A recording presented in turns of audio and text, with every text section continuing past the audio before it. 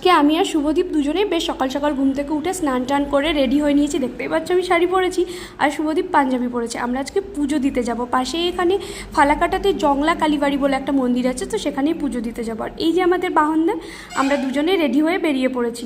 ঘড়ির কাঁটায় এখন 8টা মতো বাজে, কিন্তু রোদ দেখেছো, ভীষণ রোদ, কিন্তু হাওয়া আছে বেশ সুন্দর।